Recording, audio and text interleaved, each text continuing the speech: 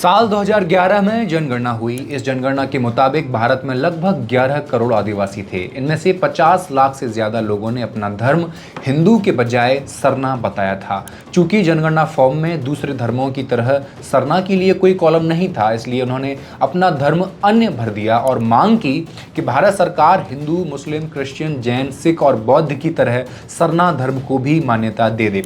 मतलब ये हुआ कि सरना धर्म कोड को लागू करे और अगले जनगणना फॉर्म में दूसरे सभी धर्मों की तरह सरना के लिए अलग से एक कॉलम बनाया जाए। फिर साल 2020 में झारखंड विधानसभा ने सरना आदिवासी धर्म कोड प्रस्ताव पास कर दिया। अब बस इसे लागू करने के लिए केंद्र में बीजेपी सरकार से हरी झंडी मिलनी चाहिए थी, लेकिन बीजेपी सरकार ने इस प्रस्ताव पर रोक लगा दी। फिर साल 2024 में 26 जुलाई को गोड्डा से सांसद निशिकांत दुबे ने संसद में एक दावा किया कि झारखंड के संथाल परगना इलाके में मुसलमानों ने लगभग 100 आदिवासी महिलाओं से शादी करके उनकी जमीनें हड़प ली हैं और साथ ही ये भी दावा किया कि आदिवासियों की आबादी 36% से घटकर वर्तमान में 26% रह गई है। आखिर इन दावों में कितनी सच्चाई है, जानेंगे इस वीडियो में। साथ ही जानेंगे कि जिस बीजेपी सरकार ने सरना धर्म कोड पर रोक लगाई थी वो आखिर क्यों लगाई थी और अब वो अचानक आदिवासी प्रेमी क्यों नजर आने लगी है। साथ ही जानेंगे कि सरना धर्म क्या है, इसका इतिहास कितना पुराना है और सरना धर्म को आधिकारिक दर्जा मिलने से क्या कुछ बदल जाएगा। नमस्कार, मैं हेमंत और आप पॉलिटिक्स देख रहे हैं। जैसा कि हमने वीडियो की शुरुआत में बताया कि साल 2011 की जनगणना के मुताबिक भारत में कुल 11 करोड़ आदिवासी थे। इनमें से 50 लाख से ज्यादा लोगों ने अपना धर्म हिंदू की बजाय सरना बताया था। पिछले 13 सालों में इनकी संख्या और ज्यादा बढ़ी है। सरना धर्म से जुड़े आदिवासी सेंगेल अभियान संगठन के अध्यक्ष सालखन मुर्मू बताते हैं कि सरना वो लोग हैं जो प्रकृति की पूजा करते हैं। ये लोग खुद को प्रकृति का पुजारी बताते हैं और मूर्ति पूजा में यकीन नहीं करते। ये लोग 3 चीजों की पूजा करते हैं। नंबर 1 धर्मेश यानी पिता, नंबर 2 सरना यानी माँ और प्रकृति यानी जंगल। ये लोग न तो मूर्ति पूजा करते हैं और न ही वर्ण व्यवस्था और स्वर्ग नर्क जैसी बातों में विश्वास रखते हैं और इस तरह वे हिंदू धर्म से अलग हो जाते हैं। हालांकि सालखन मुर्मू ये मानते हैं कि कई सरना लोग शिव और दूसरे हिंदू देवताओं की पूजा करते हैं, जिन्हें वो फिर से अपने समुदाय में शामिल करने के लिए एक अभियान भी चला रहे हैं। अगर हम इतिहास की बात करें तो इसके ओरिजिन को लेकर रिसर्च और एक्सपर्ट के हवाले से हमें 2 मेन इंफॉर्मेशंस मिलती हैं। पहली, सरना को मानने वाले एक धर्म गुरु हैं वंदन तिग्गा। वो बताते हैं कि पृथ्वी की संरचना के समय से अगर कोई सबसे पुराना धर्म है तो वो सरना धर्म है। सालखन मुर्मू का दावा एक ये भी है कि जिस दिन से धरती पर इंसान आए हैं तब से ही हमारे सरना धर्म की भी शुरुआत हुई है। इसका साक्ष्य यह है कि हम प्रकृति की पूजा करते हैं। हमारी भारत सरकार से अभी सिर्फ एक मांग है कि सरना धर्म कोड को अगली जनगणना से पहले लागू कर दिया जाए। अब सवाल यह है कि आखिर क्यों सरना को अलग धर्म का दर्जा मिलना चाहिए।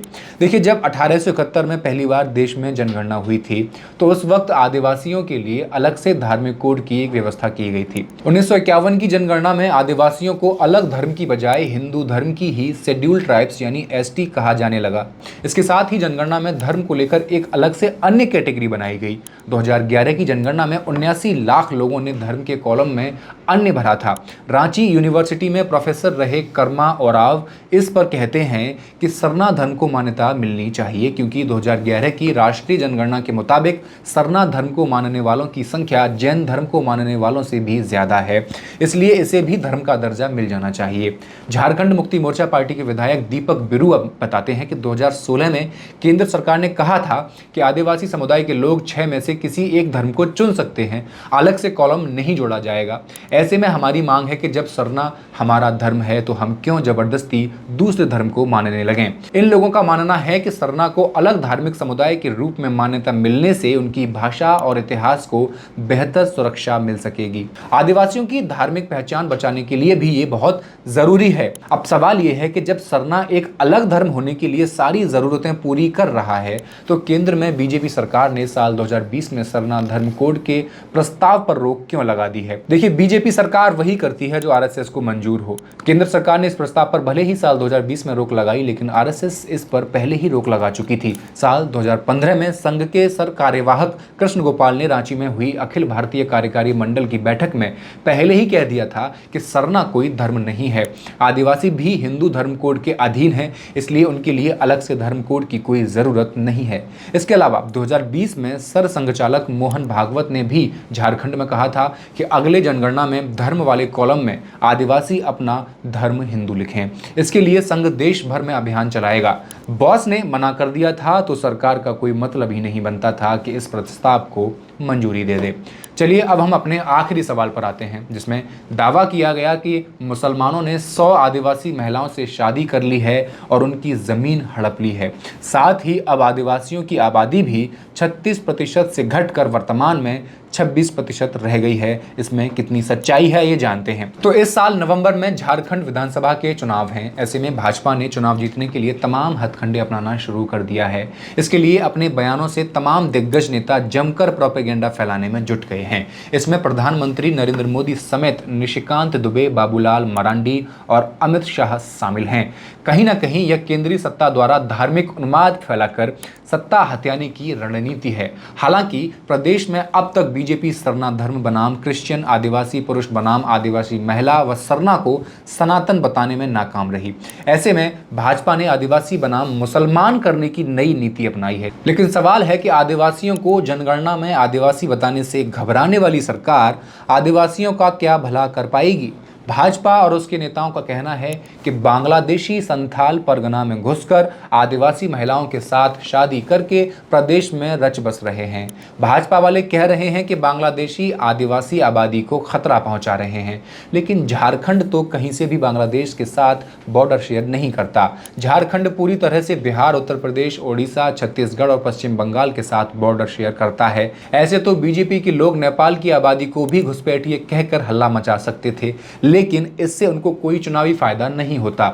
इसलिए उन्होंने तर्क दिया कि पश्चिम बंगाल पार करके बांग्लादेशी मुसलमान संथाली महिलाओं से शादी करने आ रहे हैं और यह तर्क बेतुका है। सच्चाई क्या है, चलिए हम आपको बताते हैं। जब 26 जुलाई को संसद में निशिकांत दुबे ने दावा किया कि संथाल परगना में लगभग 100 आदिवासी महिलाओं की शादी मुस्लिम पुरुषों से हुई है और आबादी में आदिवासियों की हिस्सेदारी साल 2000 से 36% से घटकर वर्तमान में अब 26% रह गई है, तो इसके बाद झारखंड जनाधिकार महासभा ने तुरंत बताया कि साल 2001 की जनगणना में आबादी 29.91% थी, जो साल 2011 में घटकर 28.11% हो गई, न कि 36 से 26।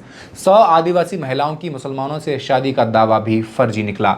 स्क्रॉल ने पिछले महीने पब्लिश की अपनी एक रिपोर्ट में बताया कि 100 महिलाओं में से 10 की सूची भाजपा नेता और राष्ट्रीय अनुसूचित जनजाति आयोग की सदस्य आशा लाकड़ा ने तैयार की थी, जहां उन्होंने आरोप लगाया कि मुस्लिम पुरुषों ने 10 आदिवासी महिला प्रतिनिधियों से शादी करके उनकी पुश्तैनी जमीन हड़प ली है।